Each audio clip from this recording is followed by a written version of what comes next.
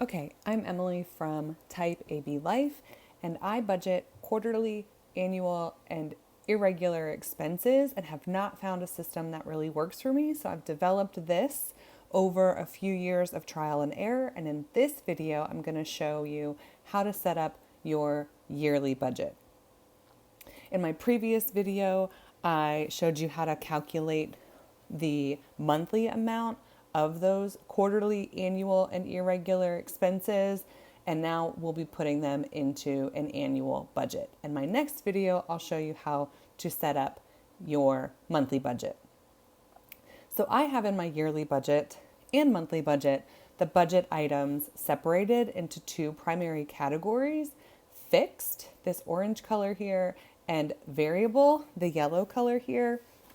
They're not really purely fixed or variable, but this is how I think about them in my mind. And then I have the budget items listed under each of those categories.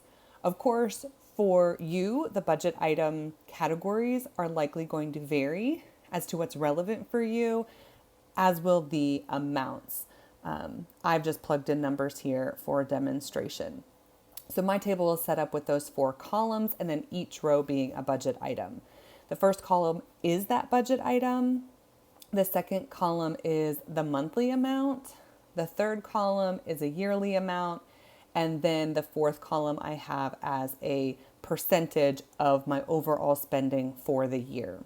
I do have this separate table for each month of the year that once I create those tabs, I can add in what the income was and what the total expenses were for the month to just track that overall. But within the fixed expenses, I have listed the mortgage.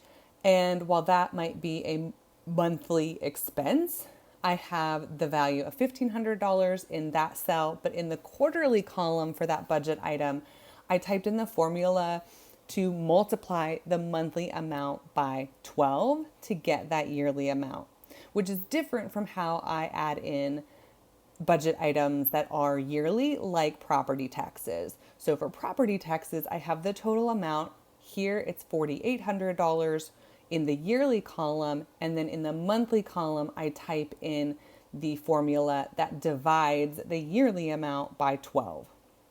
So I do that for all of the expenses, and those items like homeowners insurance and car insurance that are yearly expenses, those match the values that were calculated in the video creating the reserves, those quarterly, annual, and irregular expenses. And I put them in here like I would for any other item. Also, I add in a water bill, an electricity bill, the internet bill, cell phones, groceries, toiletries, household products, house maintenance, or maybe house miscellaneous expenses. Same with car maintenance or miscellaneous car expenses. I have a pet, so there's a line item for the pet that we budget $50 a month for her. The variable expenses, I have budgeted fuel, so gas, restaurants or eating out, personal care, medical expenses, health and well-being, clothing, shopping, spending cash, miscellaneous or entertainment, kind of fun money for each month or throughout the year, professional fees, travel expenses, gifts, and giving.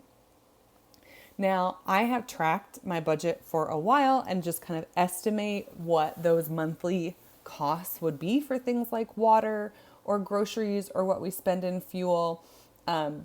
And so maybe looking back at past expenses for you to calculate how much you might need each month, and then ultimately for the year for that expense might be something you need to do, or you can kind of estimate or work moving forward.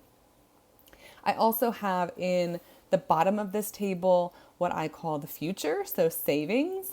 And so I have in here a Roth IRA, so some post-tax retirement savings that, though the new annual amount to save is $7,000 per person that's eligible for a Roth IRA, I have budgeted in here $500 a month for 2 people.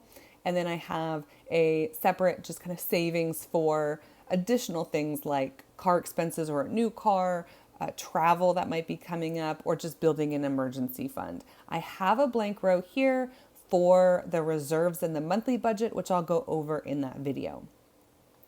So I just sum the total of the monthly amounts in the bottom row of this table, and I sum the amount of the yearly expenses. I'm creating this budget based on a $70,000 a year, so around the median or slightly above the median income is what I have this budget based on, and then the sum of the percentages.